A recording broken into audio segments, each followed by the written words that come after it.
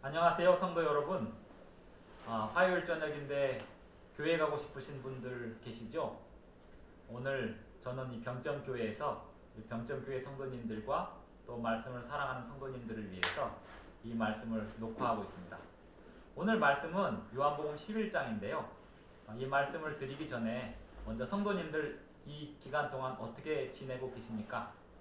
비록 두렵고 또 걱정이 많은 시기이고 또 이 시기가 지난 다음에는 무엇이 기다리고 있을지 다시 한번 두려운 그러한 시기일 수도 있을 텐데요. 이 시기에 우리가 할 수 있는 가장 좋은 일은 하나님 앞에 무릎 꿇고 기도하는 일입니다. 또 하나님의 말씀을 더 많이 묵상하고 내가 이 시기에 무엇을 준비해야 할지 생각해 볼 수 있는 그러한 시기로 보내시면 좋겠습니다. 지금 이 시간에 요한복음 11장 말씀을 여러분에게 함께 읽어드리고자 하는데요. 그 전에 교회 오시면 찬미 부르잖아요. 함께 찬미하시겠습니다. 제가 642장 1절만 부를 텐데요. 앉아 계신 곳에서 찬미하시면 좋겠습니다. 내 평생에 가는 길, 내 평생에 가는 길 순탄하여 늘 잔잔한 강 같든지 큰 풍파로 무섭고 두렵든지 나의 영혼은 늘 편하다. 내 영혼 평안해. 내 영혼 평안해. 마이크가 지금 안 나오는데요. 우리 앞에서 태빈이가 설교를 듣고 있는데 태빈이 잠깐 가서 마이크 볼륨 좀 올려볼래요? 요한복음 11장을 다 같이 펴시겠습니다.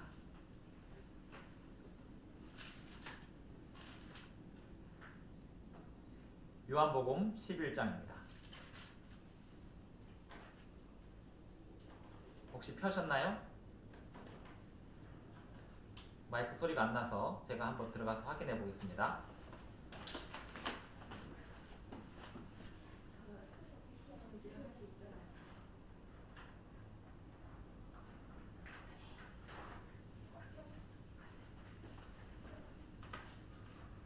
네, 제가 다시 왔습니다.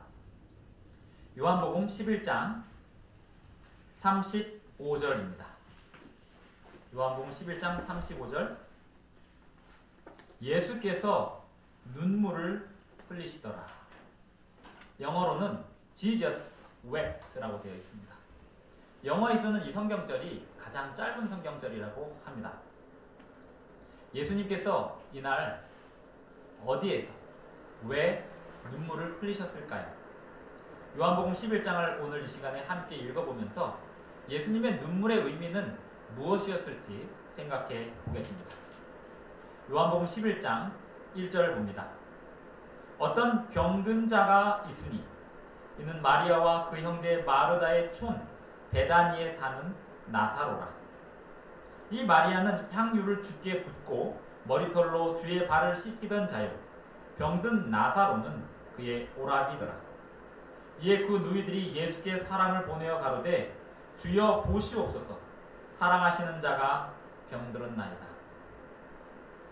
요한복음 11장 3절에 주여 보시옵소서, 사랑하시는 자가 병들었나이다 라고 예수님에게 기별을 보내었습니다. 이 기별은 매우 친밀한 기별이고 긴박한 기별이고 또 아무나 할 수 없는 기별이었습니다. 주여 보시옵소서, 어디에 사는 아무개가 병들었나이다 이렇게 하지 않았습니다. 그 이름도 되지 않았습니다. 주여 보시옵소서, 주께서 사랑하시는 자가 병들었나이다. 네, 그렇습니다. 마르다와 마리아 그리고 나사로 이 3남매는 예수님께서 특별히 사랑하셨습니다. 이유도 그럴 것이 그들은 예수님에게 언제나 방을 기꺼이 제공해 드렸습니다. 예수님이 힘들고 어려우실 때마다 이 삼남매의 집에 가서 머무시곤 하셨습니다. 예수님은 이 삼남매를 아주 많이 좋아하셨습니다. 여기에 나오는 마리아는 향유를 주기에 붓고 머리털로 주의 발을 씻기던 자라고 했는데 이 마리아가 얼마나 곤경에 처했었는지 예수님과 마리아 사이에는 잘 알고 있는 사이였습니다. 마리아와 마르다 그리고 나사로, 예수님께서 아주 사랑하시는 삼남매의 집안, 그 집안의 이야기입니다. 4절에 보시면 예수께서 들으시고 가라사대 이 병은 죽을 병이 아니야. 오늘날 사람들이 질병에 걸리면 가장 무서워하는 게 무엇입니까? 죽는 것이 두려운 것입니다. 아무리 말로는 나는 죽는 게 두렵지 않아요 라고 얘기하지만 사실은 질병에 걸리면 죽을까봐 너무너무 두려워합니다. 또 사람들이 어떤 질병으로 죽었다 하면 그 질병에 걸릴까봐 너무너무 두려워합니다. 그런데 마리아와 마르다는 자기의 오라비 나사로가 죽을 병에 들은 것을 알았습니다. 그래서 예수님께 긴급히 소식을 전했습니다. 예수님, 주께서 사랑하시는 자가 병이 들었고 주께서 사랑하시는 자가 병이 들은 이 시점에서 예수님이 빨리 오셔야겠습니다. 이렇게 말씀을 전한 것입니다. 그런데 예수님께서 말씀하시기를, 그 기별을 듣고 말씀하시기를 이 병은 죽는 병이 아니다. 하나님의 영광을 위함이요 하나님의 아들로 이를 인하여 영광을 얻게 하려 함이라 라고 말씀하셨습니다. 5절을 계속 읽겠습니다. 예수께서 본래 마르다와 그 동생과 나사로를 사랑하시더니 나사로가 병들었다 함을 들으시고 그 계시던 곳에 이틀을 더 유하셨습니다. 정말 가장 사랑하시는 가정에 나사로가 중병에 걸려서 죽어가는데 예수님께서 이틀을 더 머무셨습니다. 예수님 바쁘셔서 머무신 것 같지는 않습니다. 뭔가 일부러 시간을 더 보내시는 듯 했습니다.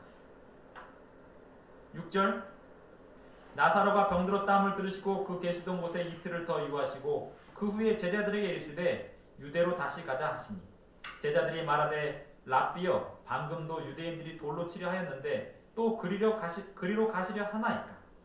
예수께서 대답하시되 낮이 12시가 아니냐?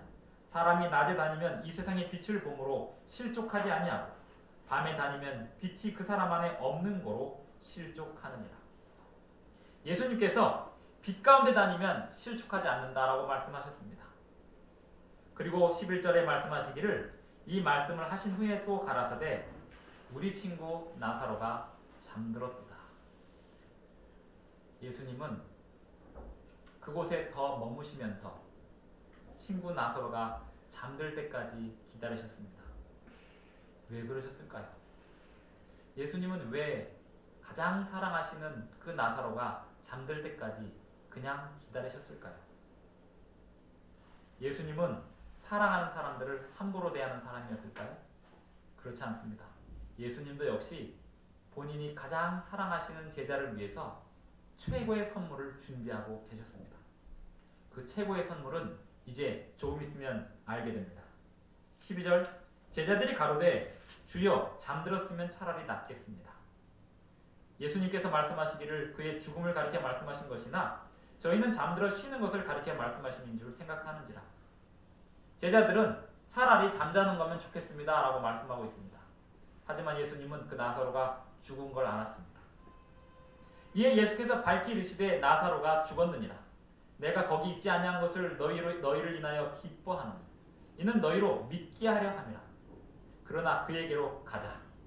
예수님은 이 나사로를 통해서 제자들에게도 큰 믿음을 주고자 하셨습니다. 나사로뿐만 아니라 마리아와 마르다에게 정말 위대한 믿음을 눈으로 보여주고자 준비하고 계셨습니다.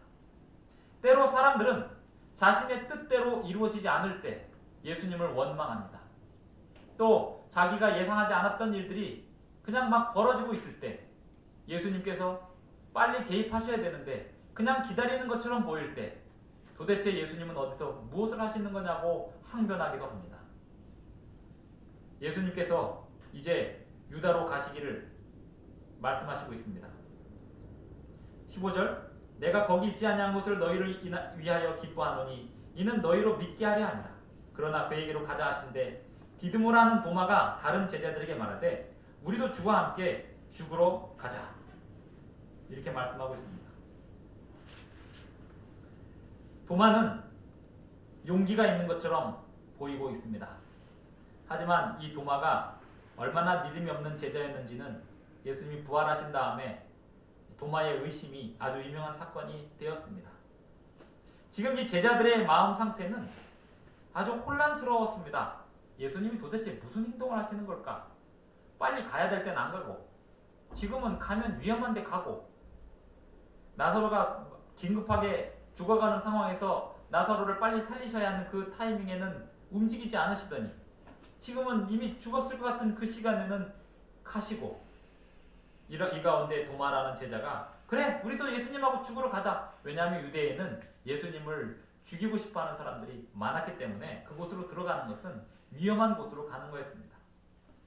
17절 예수께서 와서 보시니 나사로가 무덤에 있은지 이미 나으리라. 베다니는 예루살렘에서 가깝디가 한 오리쯤 되네. 오리면 2km 정도 되는 거리죠. 많은 유대인이 마르다와 마리아에게 그 오라비의 일로 위문하러 왔더니 마르다는 예수 오신다는 말을 듣고 곧 나가 맞되 마리아는 집에 앉았더라. 마르다와 마리아의 성격 차이가 여기서도 드러납니다. 마르다는 예수 오신다는 말을 듣고 곧 나가 맞되 마르다는 아주 부지런한 사람이었습니다. 마리아는 차분한 사람이었습니다. 원래 언제나 그랬는지는 잘 모르겠습니다만 예수님과의 만남에는 이런 다른 특징이 나타나 있습니다. 누가 더 훌륭한 사람일까요? 다 각자 개성이 있는 것입니다. 마르다는 마르다의 특징이 있는 것이고 마리아는 마리아의 특징이 있는 것입니다. 21절 마르다가 예수께 여짜오되 주께서 여기 계셨다면 내 오라비가 죽지 아니하였겠나이다 라고 예수님에게 사실은 원망인데 아주 차분하게 이야기하고 있습니다. 자기 오라비가 죽었습니다. 예수님께서 자기 오라비가 죽는 그 순간을 와서 보지 않으셨습니다. 늘 자기네 집에 와서 주무시던 예수님이 자기들이 그렇게 급히 불렀는데도 불구하고 예수님이 빨리 오시지 않은 것에 대해서 마르다가 할 수 있는 최선의 원망의 표현을 아주 점잖게 표현하고 있습니다. 예수님이 빨리 오셨으면 우리 오라비가 죽지 않았을 텐데요. 이렇게 말씀하고 있는 것입니다. 23절 예수님께서 말씀하시기를 내 오라비가 다시 살리라. 마르다가 가로되 마지막 날 부활에는 다시 살 줄을 내가 압니다. 이때 예수님께서 하신 말씀, 그 유명한 말씀. 나는 부활이요 생명이니 나를 믿는 자는 죽어도 살겠고. 성도 여러분 그거 아십니까? 성경에 굉장히 유명한 성경절들은 공통점이 있습니다. 예수님께서 한 개인에게 하신 말씀입니다. 요한복음 3장 16절 하나님이 세상을 이처럼 사랑하사 독생자를 주셨으니 이거 굉장히 유명한 성경절이죠. 예수님께서 니고데모와 그 밤중에 개인적으로 대화 나누신 다음에 나온 말씀이 이 말씀입니다. 주 예수를 믿으라. 그리하면 너와 내 집이 구원을 얻으리라. 이것도 굉장히 유명한 말씀이죠. 기독교인들이라면 다 아는 말씀입니다. 길거리에서도 보았을 법한 말씀. 그 유명한 말씀도 개인적으로 전달된 말씀이었습니다. 사도 바울이 감옥을 지키던 간수에게 했던 개인적인 충고였습니다. 나는 부활이요 생명이니 나를 믿는 자는 죽어도 살겠고 무릇 살아서 나를 믿는 자는 영원히 죽지 아니하리니 이것을 내가 믿느냐. 예수님이 지금 나사로의 죽음 이후에 찾아와서 나사로가 다시 살 거다. 나는 부활이고 생명이다. 나를 믿는 자는 죽어도 다시 산다. 이렇게 말씀하고 있습니다. 마르다가 대답합니다. 주여 그러하외다. 주는 그리스도시요 세상에 오시는 하나님의 아들이신 줄 내가 믿나이다. 이렇게 이야기하고 예수님께서 그 다음에 어떤 일을 하실지에 대하여 크게 기대하지 못했습니다. 왜냐하면 죽었기 때문에 이제는 더 이상 희망이 없다라고 생각을 하고 있었습니다. 이 말을 하고 돌아가서 가만히 그 형제 마리아를 불러 말하되 선생님이 오셔서 너를 부르신다 하니 마리아가 이 말을 듣고 급히 일어나 예수께 나아갔습니다. 예수는 아직 마을로 들어오지 아니하시고 마르다의 맞던 곳에 그저 계셨습니다. 마리아와 함께 집에 있어 위로하던 유대인들은 그의 급히 일어나 나가는 것을 보고 곡하러 무덤에 가는 줄로 생각하고 따라갔습니다. 32절 마리아가 예수 계신 곳에 와서 보이고 그 발 앞에 엎드려 가로되 주께서 여기 계셨다면 내 오라비가 죽지 아니하였겠나이다 하더라.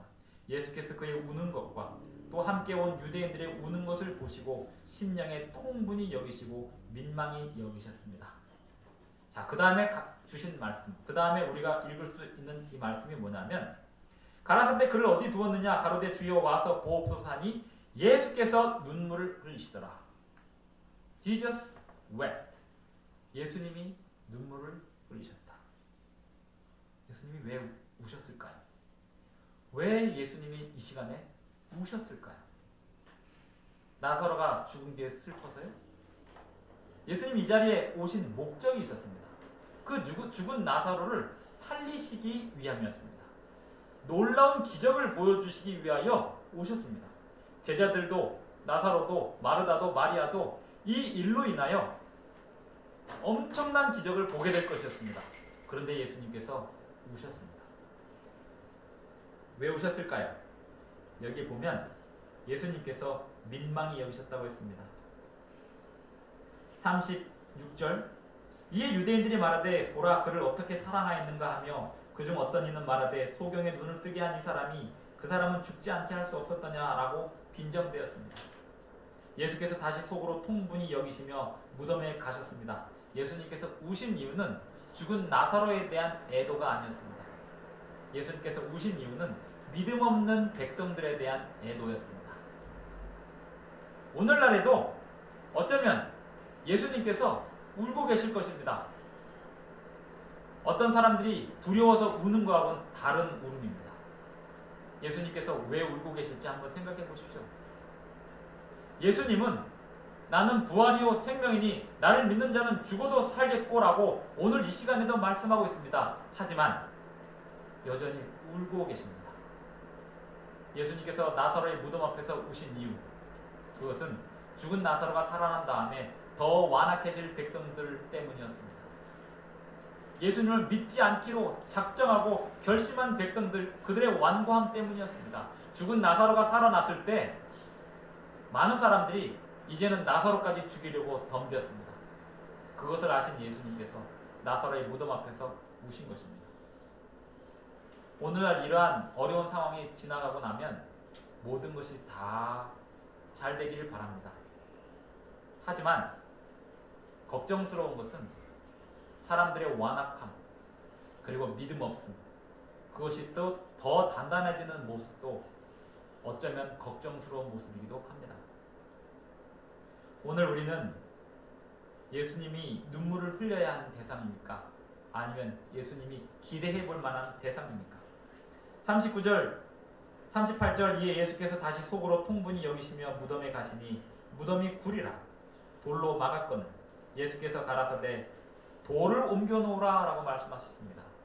예수님 무덤 앞에서, 나사로의 무덤 앞에서 멋있게 나사로야 나오라, 그리고 저 돌은 없어져라, 그러면 돌은 쫙 날아가고 나사로가 나오고 그러면 얼마나 멋있습니까? 그런데 예수님께서 차분하게 얘기하십니다. 저 돌을 옮겨 놓으라. 누구에게 명령하고 계실까요? 말씀하고 계실까요? 사람에게. 돌을 옮겨 놓으라. 이 말을 들은 마르다가 이야기합니다. 예수께서 가라사대 돌을 옮겨 놓으라 하시니 그 죽은 자의 누이 마르다가 가로되 주여 죽은 지가 나흘이 되었음에 벌써 냄새가 납니다. 예수님이 돌을 옮기라고 하는데요, 마르다가 막아섰습니다. 예수님, 냄새 납니다. 무덤 문 열면 지금 우리 누이 오라비 나사로가 죽은 지 나흘이나 돼서 냄새 납니다. 예수님께서 말씀하십니다. 내 말이 자네가 믿으면 하나님의 영광을 보리라 하지 아니하였느냐. 이 말이 무슨 의미인지 정확히 몰랐습니다만 말씀에 순종하여 돌을 옮겨 놓았습니다. 예수께서 눈을 들어 우러러 보시고 가라사대 아버지여 내 말을 들으신 것을 감사하나이다. 예수님은 사람이 할 수 있는 일을 대신하지 않으십니다. 돌을 옮겨 놓는 일은 사람이 할 수 있는 일이었습니다. 그러나 죽은 나사로를 살리는 일은 예수님의 일이었습니다. 사람이 할 수 있는 일을 하지 않으면서 예수님이 사람이 할 수 있는 일까지 다 하기를 기대하는 것은 교만입니다. 예수님께서 우리에게 말씀하시는 그 명령에 대하여 우리가 할 수 있는 일을 해놓고 예수님의 놀라운 능력을 구해야 하겠습니다. 43절 이 말씀을 하시고 큰 소리로 나사로야 나오라 부르시니 죽은 자가 수족을 배로 동인 채로 나옵니다. 죽은 나사로가 수족을 배로 동인 채로 이렇게 미라처럼 걸어 나옵니다. 그 얼굴은 수건에 쌓였더라. 예수께서 말씀하십니다. 풀어놓아 다니게 하라. 역시 여기서도 사람이 할 수 있는 일을 사람에게 시키십니다. 저 나사로를 풀어주라. 저 수건을 풀어서 다닐 수 있게 좀 해줘라. 죽은 나사로를 꽁꽁 싸매었기 때문에 그 배를 다 풀어서 움직일 수 있게 하라. 이렇게 말씀하셨습니다. 마리아에게 와서 예수의 하신 일을 본 많은 유대인들이 저를 믿었습니다. 죽은 나사로를 살리신 예수님을 믿었습니다. 그런데 그 중에 어떤 사람들은 바리새인들에게 가서 예수의 하신 일을 고하였고 바리새인들은 이 말을 듣고 분노했습니다. 죽은 사람이 살아난 기쁨보다 죽은 사람을 살린 분이 예수님이라는 사실이 더 중요한 문제였고 분노할 만한 이유였습니다. 이에 대제사장들과 바리새인들이 공회를 모으고 가로되 이 사람이 많은 표적을 행하니 우리가 어떻게 하겠느냐. 만일 저를 이대로 두면 모든 사람이 저를 믿을 것이요 그리고 로마인들이 와서 우리 땅과 민족을 빼앗아 가리라 하니 예수님께서 우리의 전통을 허물어서 우리는 나라와 민족을 다 잃어버리게 생겼다. 이런 이야기를 하고 있습니다. 만일 저를 이대로 두면 모든 사람이 저를 믿을 것이요 그리고 로마인들이 와서 우리 땅과 민족을 빼앗아 가리라 하니 그 중에 한 사람 그해 대제사장인 가야바가 저희에게 이런 말을 합니다. 한 사람이 백성을 위해 죽어서 온 민족이 망하지 않게 되는 것이 너희에게 유익한 줄을 생각지 아니하는도다. 가야바가 대제사장 가야바가 한 사람 정도는 제거해서 민족을 지키는 게 낫다라고 얘기하는데요. 굉장히 나쁜 말인데 성경적으로는 굉장히 옳은 말이 되었습니다. 예수님 한 사람의 희생으로 많은 사람을 구원할 수 있게 되었습니다. 가야바는 나쁜 동기로 이야기를 했습니다. 하지만 그 문장 자체는 성경적으로 맞는 문장이 되었습니다. 51절 이 말은 스스로 함이 아니요 그해 대제사장이므로 예수께서 그 민족을 위하시고 또 그 민족만 위할 뿐 아니라 흩어진 하나님의 자녀를 모아 하나가 되게 하기 위하여 죽으실 것을 미리 말함이로라. 여기서 또 놀라운 것이 예수님은 죽은 나사로만 살리시는 것이 아니라 대제사장 가야바가 자기 의도대로 나쁜 말을 하는데도 그 나쁜 말 속에 진리의 말을 숨겨놓으실 수 있는 분이 예수님이셨습니다. 요한복음 11장에서 두 가지 기적을 베푸셨는데 하나는 죽은 나사로를 살리시는 거였습니다. 또 하나는 대제사장 가야바의 입을 통하여 놀라운 진리를 선포하게 하셨습니다.